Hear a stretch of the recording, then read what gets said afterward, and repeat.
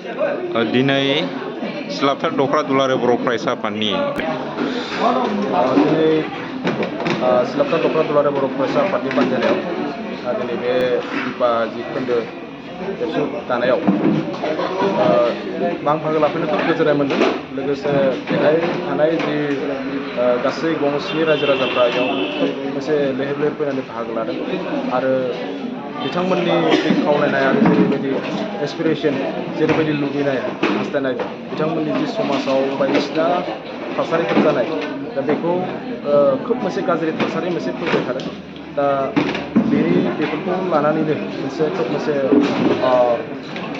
मावलांनो थाखाय बर' समाजखौ हालामखौ मोजां खालामनो थाखाय मोनसे इउनिट कमिटि मोनसे दानाय होदों। मानोना दिनै जोङो नुयो सिलापथार दख'रा दुलाराय बर' फरायसा आफादनि जिथु जुरिसडिक्सन बे जुरिसडिक्सना बर' गामिफ्रा जोंना खोब मोनसे गोजान गोजान मोनसे गामि जायो। दा बेनिखायनो गासैखौबो जों कन्ट्रल खालामजोबनो हाया। थिग बेखायनो मोनसे खोन्दो आफादनि बेहायबो गोनांथिया खोब मोनसे गोनांथि दंथारोमोन। दा बेनिखायनो बेखौ दानायखाय जोंबो खोब मोनसे बरायनाय जोङो धेमाजि जिल्ला दुलाराय बर' फरायसा आफादनिफ्राय जों बावदों। फैबाय थानाय समावहाय जोङो सोलोंथाइनि फारसे जों मोनसे मोजां समाज दानायनि फारसे लोगोसे जोंनि बर' हारिनि जेसेबांखिनि समायसाफोर दङ जोङो मावफुंलांनो हागोन आरो मोजां खालामलांनो हागोन। बेखौ मिजिंथिनानै खोब मोनसे मोजां जादों होननानै दिनै आं सानो आरो। दिनै सिलापथार दख'रा एबसुनि सिङाव दिपा खोन्दो दुलाराय बर' फरायसाफोरखौ दाफुंबाय बिनि सायाव मा बुंगोन? गिबियावनो जोङो सिलापथार दख'रा दुलाराय बर' फरायसा आफाद जानानै दिपा खुंथानाय जेसेबां जाखांफुबाय थानाय लाइमोनफोर बिथांमोनखौ जों साबायखर बावो।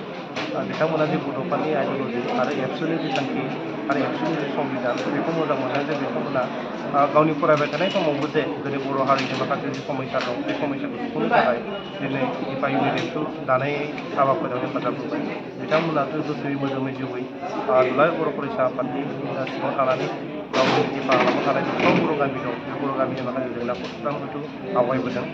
जोङो हयथ' फ्राय मिथिगौ जोंनि बर' समाजाव बड'लेण्ड सोमावसारखांनायनि उनाव गोबांखिनि दिनै सुक्ति जालांबाय, गोबांखिनि जों खामानि मावदों, गोबांखिनि खामानियानो फैगासिनो दङ।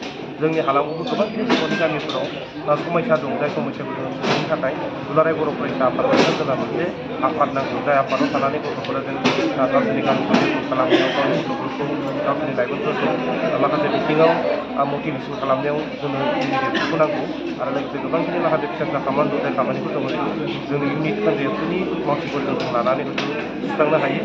बेनिखायनो जों आसा फारियो इउनिट एबसुआ गोबांखिनि दिपा ओनसोलाव थानाय बर' हारिनि थाखाय मोजां खामानि मावलांगोन बेखौ जों आसा फारियो।